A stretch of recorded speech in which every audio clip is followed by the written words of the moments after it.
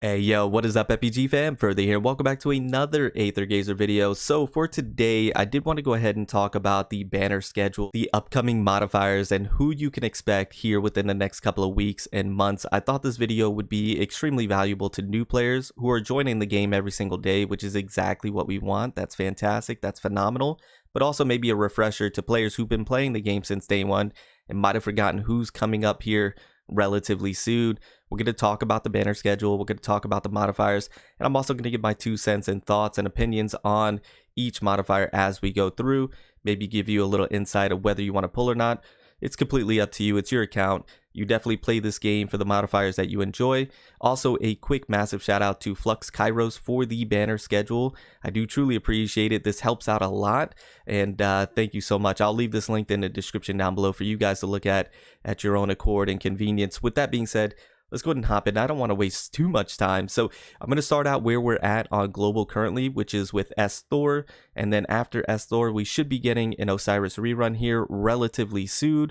And then after the Osiris rerun should be Flame Tier. Now, I say should because global could do things slightly different from CN, but so far they have been spot on and to the T. So I'm going to assume that that's how we're going to be rolling here moving forward. Flame Tier, I think he's a phenomenal flame DPS. He does hit like a truck. He has some very fun mechanics. His gameplay is incredibly fun as well, and his design is off the charts.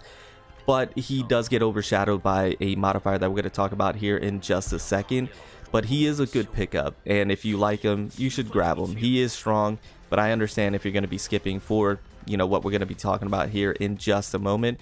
Moving on from there, we should be getting a Hades rerun. Some people are saying this is a bait banner. Some people are saying it's not a bait banner. I can see both sides.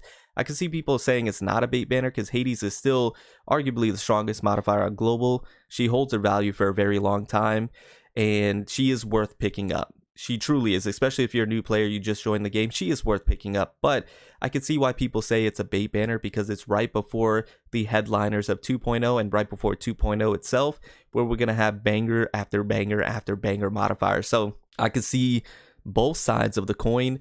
I'm leaning more towards it being a bait banner because they place her precisely in this position for a reason, right?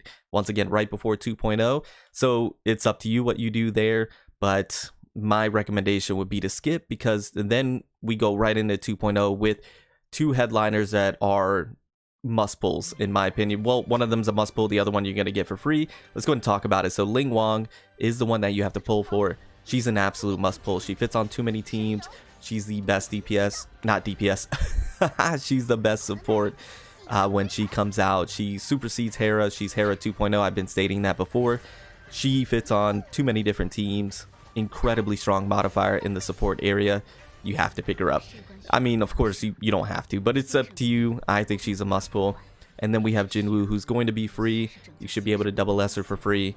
And then you can pull on the standard if you want to try and triple S her. Completely up to you. She's going to perform fine at double S though. She's incredibly strong, arguably the strongest modifier when she comes out, and she's free. That's just insane, and she supersedes and overshadows Flame Tier. That's why people are going to be skipping for the most part to save for Ling Wang, because then you have 3/4 of the strongest team in the game, which is Ling Wang, Jinwoo, and then another modifier we're going to talk about here in just a second. But Jinwoo, Ling Wang, headlining 2.0. This is definitely what you want to be targeting, especially as a new player, free-to-play player. This is the banner right here. Ling Wang, Jinwoo.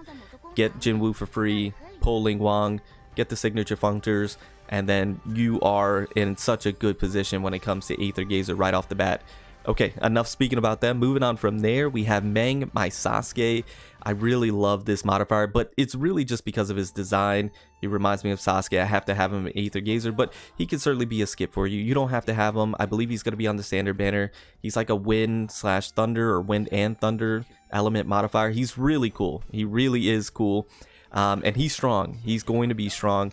It's completely up to you. It just depends on like what you're trying to do from there. But for all intents and purposes, I believe he's going to be a skip because right after him we have Chen. This is the modifier that initially I thought was the next must pull. I still think she is a must pull, but Ling Wang is the next must pull, and then Chen right after her. So Mang is probably going to be a skip for most people because you need to pick up Chen. Chen then completes the Ling Wang Jinwoo team. It's just that team is the one that that is the chosen team for Aether Gazer. Chen in of herself is a phenomenal modifier on all fronts, right? She looks great, chef's kiss on the design. She is strong with the DPS, and she's a great support as well. She has great CCing capabilities. She checks all the boxes. She has all the skins in the game. This is the modifier that you're definitely going to want to pick up after Lulang. So you're going to want to save, get yourself a Chen, and then you have that Jinwoo, Lulang, Chen. And you have all the ultimate skill chains because Chen and Lulang and Jinwoo, that's the team, right? That is absolutely the team. Moving on from there, we have Lulang. Now, this Lulang is going to complete the Thor Osiris team. Reason being is because she's going to reduce the wind resistance of the enemies. So that's why you see now on CN that the players are using Osiris instead of Thor and putting Thor on the AI slot. And I think it's because of Lulang coming out. She supports Osiris really, really well, allowing her to hit incredibly hard. Also, Osiris gets the synchro buff, so it makes her stronger just in general. And then you add Lulang, it just really makes Osiris pop off, and she becomes top tier once again. And Lulang is a part of that equation. So if you love that Thor Osiris team and you want to complete it and make it incredibly strong in CN, then you're definitely going to want to pick up Lulang. Outside of that, I'm not too sure. I mean, she's going to work with other wind modifiers like the one we're going to talk about next, but it's really for that Thor Osiris team, what I've been seeing primarily. Moving on from there, we're going to have Ying Xiao. Now, Ying Xiao looks incredible. I haven't heard too much about this modifier, though, unfortunately. She looks great, though. I just don't know of her strength potential. I think Lulang's going to be a good partner with her, and you can make a team from there, but I just haven't seen anything that's been optimal or been meta or top tier with Ying Xiao. So this one is definitely up to you. In my opinion, it's going to be a skip, possibly because we have a very, very strong modifier coming out that's going to be very complementary to the ice team that we're going to talk about here in just a moment. But it depends. Once again, at this point, it's really up to you. I think all of these modifiers are incredibly hard to skip for the most part, but it's up to you. Moving on from there, we're going to have a Scotty rerun, and that's because Scotty's going to be getting her glow up. She's going to be top tier once again, but you have to have certain things in place. You have to have her double S, you have to have her glow up, and then you have to have the next modifier that we're going to talk about, which is V2.O. Now, V2.O is going to be specific for the ice team comp. So if you want to build an ice team and that is one that you're focusing on, then I believe V2.O is a must pull in that aspect, because she's going to make all your other ice DPS that much stronger and make them top tier. Without her, they're not going to be as good as they can be. So V2.O is going to really fill that role. She looks great, of course. I mean, all these modifiers, needless to say, all look great. I don't think I have to keep saying that, but V2.O is going to be for that ice team. So if you're building the ice team, you're definitely going to want to pick her up. If not, then she could be a skip for you as well.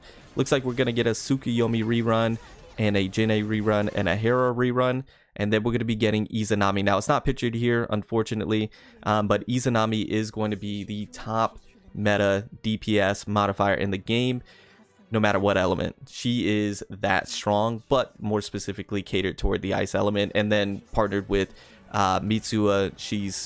She blows everything out of the water. She's that good. She's that strong. So Isanami, I think, is an absolute pickup, whether you're doing an ice team comp or not. I think she is an absolute pickup. And then after Isanami, we have the brand new corrupted Ryuguri. He is really, really cool. If you pull Flame Tier, they have the ultimate skill chain together. That's a really good team with Lulang. He's a very fun modifier to use. He is strong in his own right, but he's not going to be for everybody, because he does the HP depletion to be able to do more damage type of mechanic. Not everybody's akin to that. Some people have some skill issues. It might not work. I would say test out Ryuguri first and then see if you pick him up. Once again, if you have Flame Tier, he's going to be very optimal in that team. It's going to be a very strong team, but Ryuguri is he's just a cool modifier. He's just a very cool modifier. And that is where we're at up until now in the CN version. We have to see what's going to be coming afterwards. I know there's been some, reveals, and I'll leave that linked at the end of this video for you to check out if you would like, at the bottom left-hand corner. But we'll have to see who's officially going to be coming next. Anyways, if you guys have any additional questions, let me know in the comments down below. Also, if this video was of some value, thank you for all the support, and I hope you guys got something from it. And I'll see you all in the next one. Remember to stand out, be different, have fun, go further beyond in everything that you do. My name is Cody. You call me further. I'll see you all in the next one. Bye, guys.